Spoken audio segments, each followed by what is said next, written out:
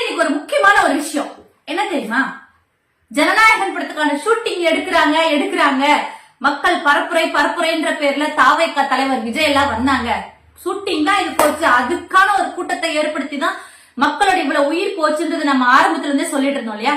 என்னோட பழைய வீடியோ எல்லாம் பாத்தீங்கன்னாலே தெரிஞ்சிருக்கும். பட் இப்ப அதுதான் வந்து நிக்குதா? உண்மையா அதுதான் வந்து நிக்குதா? ஷூட்டிங் எடுத்தீங்கன்னா 63 ட்ரோன் கேமரா வச்சு நீங்க பண்ணீங்க. அது வந்து மறுப்பு தெரிவிக்கவே இல்லை. அவங்க அதை பத்தின எந்த ஒரு விமர்சனமும் வரல. அமைதியா போய் பனையூர் பங்களால பூந்தவங்க வந்து அப்படியே அடுத்தடுத்து கரெக்டா வந்து ஒரு 30வது நாள் வந்து அழுவாங்களாம். 39வது நாள் பொதுக்குழு திரும்ப கூட்டிடுவாங்களாம். என்னது இதெல்லாம்? ஓகே மக்களே, இப்ப வந்து நம்மளுக்கு பிரச்சனையே கிடையாது. ஏன்னா ஜனநாயகன் படத்துல அது ஒரு போஸ்டர் வச்சிருக்காங்க. 41 பேர் உயிரை பழி வாங்கிட்டு அதையும் ஒரு அடையாளத்துக்காக போஸ்டர் வைக்கிறாங்க பாருங்க. இவனுங்கள மாதிரி தரங்கட்ட ஜென்மங்கள் இருக்கவே முடியாது. இதுக்கும் வந்து ஃபயர் விட்டுட்டு திரியிறானுங்க பாருங்க. அதெல்லாம் வந்து திருத்தவே முடியாது. ஆனா ஒரு விஷயம் மக்களே, இந்த ஜனநாயகன் படத்தோட போஸ்டர் எப்ப வந்து படத்துக்காக நடத்த ஷூட்டிங்காக நடத்த ஒரு மீட்டிங்க எல்லாம் போட்டு அதுல வச்சு நான் அப்படிதான்டா இது என்னோட நான் வந்து பிறப்பு இது எல்லாமே எனக்கு வந்து சினிமா தான் அப்படின்னு சொல்லிட்டு காட்டி கொடுத்துருச்சு. மக்களே, துக்கம் நடந்த வீட்டுல வந்து பார்த்திருக்கணும், பார்க்கல.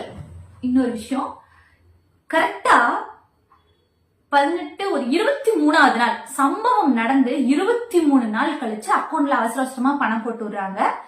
30வது நாள் இங்கிருந்து எல்லாத்தையும் அங்க சென்னைக்கு வர வச்சு ஆறுதல் தெரிவிக்கிறாங்க.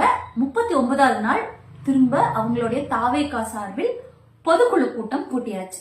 அதுக்கு அடுத்தது அழகா ஜனநாயகனுக்கு உண்டான ட்ரையல் போயாச்சு. ஓகேங்களா?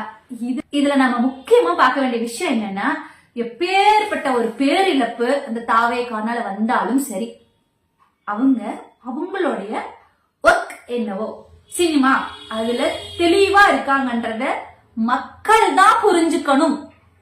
அவனோட வேலை அது.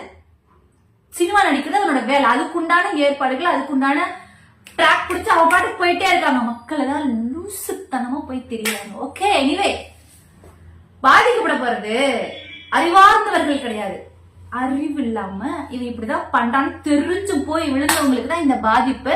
தமிழ்நாடு முழுவதும் இந்த 41 உயிர்களுக்கு செய்த 20 லட்சம் இருக்கு இல்லையா, அதுதான் அவங்களுடைய ஸ்ட்ராட்டஜி, பிசினஸ், அரசியல் கிடையாது.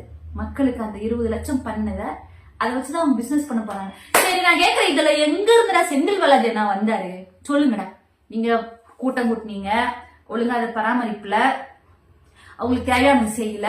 நீங்க ஷூட்டிங்க்கு நீங்க எடுங்க என்ன கன்றாவே பண்ணிருப்போங்க. போற போக்குல எதுக்குடா செந்தில் பாலாஜி எதுக்குடா வந்து போட்டு விட்டு போனீங்க? அப்படியே சொல்லுங்கடா. எதுக்காவது பதில் இருக்கா? மானங்கட்டவங்களே, எதுக்காவது பதில் இருக்கா? போற போக்குல அப்படியே ஒரு பிரச்சனை ஆயிடுச்சு. ஆரவர்ஜன் சொல்றான், பைத்தியக்காரட்டம் 48 மணி நேரம் கழிச்சுதான் எங்களுக்கு என்ன நடந்துச்சுன்னா புரிஞ்சு நம்ம டிவில பார்த்தோம். இப்ப சொல்றான் பொதுக்குழு கூட்டத்துல எங்க சொந்தங்களை நாங்க இழந்திருக்கோம், 41 உயிர் போயிருச்சு, அது எங்களோட உறவுகளை நாங்க இழந்திருக்கோம், அந்த வழி எங்களுக்கு இருக்குது. லூசுக்க முன்னாடி அப்படியே நேரா அந்த ஒரு பைய தூக்கிட்டு போனவே நேரம் டெல்லிக்கு ஓட்ட. இங்க ஏதோ கரூர்ல ஊர் எல்லையில இருந்தானமா, டெல்லிக்கே ஓடியாச்சு. டெல்லியில போய் துக்கம் அனுசரிச்சிருக்கான். பேஸ்கெட் பால் விளையாண்டுகிட்டே துக்கத்தை அனுசரிச்சிருக்கான். சரி ஓகே எனிவே ஒவ்வொருத்தரும் ஒரு இதை மாதிரி இருப்பாங்க. ஆனா நான் கேக்குறேன், இதுல செந்தில் பாலாஜி நம்ம எதுக்குடா இழுத்தீங்க? அவ்வளவு பயம், திரும்ப கரூருக்கே வர முடியாத அளவுக்கு பயம். அந்த பயம் தான், அதான் அந்த பயம் தான் வேணும். அதுதான் செந்தில் பாலாஜி எப்படி எங்க வந்து நிக்கிறாரு பாத்தீங்களா? மக்களுக்கு தெரியும் யாரு நடிக்கிறா, யாரு மக்களோட மக்களா இருக்கான்னு மக்களுக்கு தெரியும். இவங்க என்னதான் கத்துனாலும் கதறினாலும் ஏதாவது கண்டுகிட்டாரா? எத்தனை அவதூறுகள் சொன்னாங்க. ஒரே ஒரு பிரஸ் மீட் அடிச்சுட்டாரா? புள்ளி விவரத்துல அப்படியே எடுத்து செருப்புல அடி வாங்கிட்டு போயிட்டாங்க கரூருக்கு வந்து. அதுவும் அவங்களோட மக்கள் தான், அது நம்ம ஒண்ணும் பண்ண முடியாது. பட் வந்து என்ன சொல்றது, ஒன்னும் பண்றதுக்கு வழி இல்லை. ஆனா வந்து செந்தில் பாலாஜி அண்ணா மேல பூசப்பட்ட ஒரு சின்ன ஒரு கரைக்கு அந்த பிரஸ் மீட், அந்த ஒரு பிரஸ் மீட்டுக்கு அப்புறம் அவன் கதர் கதர் பதர் பதர்னு போயிட்டான். அதுக்கப்புறம் அதை பத்தி பேசவும் இல்லை. அதுக்கப்புறம் அப்படியே அவங்களுடைய ரொட்டீன்ஸ் பார்க்க ஆரம்பிச்சாச்சு. ஓகே. ஆனா இப்ப என்ன தெரியுமா, பிஜேபி கூட தாவேகா மறைமுகமா இல்ல, நேரடியாவே இருக்கு.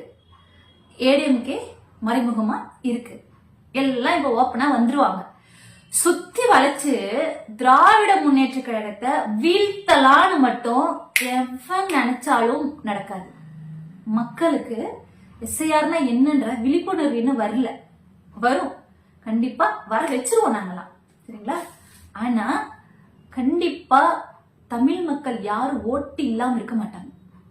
கண்டிப்பா நாங்க கொண்டு வந்துருவோம். எஸ்ஐஆர் பத்தின எந்த ஒரு நெகட்டிவான விஷயமும் தமிழ்நாட்டுல புகுத்த முடியாது. மற்ற மாநிலங்கள்ல எப்படி எல்லாம் ஏமாத்துனாங்களோ அது மாதிரி தமிழ்நாட்டுல முயற்சி பண்றாங்க, பண்ணட்டும். ஆனா நாங்களாம் இருக்கோம், எல்லாத்துக்கும் சப்போர்ட் பண்ணுவோம். நாங்களாம் இருக்கோம். எஸ்ஐஆரோடைய கெட்ட எண்ணம் தமிழ்நாட்டில் செல்லுபடியாகாது. என்னென்றால் இது திராவிட மண். திராவிட மண்ல எஸ்ஐஆர் ஒண்ணும் பண்ண முடியாது. என்ன சக்தி வேணாலும் வரட்டும், என்ன சக்தி வேணாலும் வரட்டும். கரூர் செந்தில் பாலாஜி அண்ணாவின் கோட்டை, தமிழ்நாடு திராவிட முன்னேற்ற கழகத்தின் கோட்டை. இதுல எந்த மாற்றமும் இல்லை. யாரும் எதுவும் செய்ய முடியாது.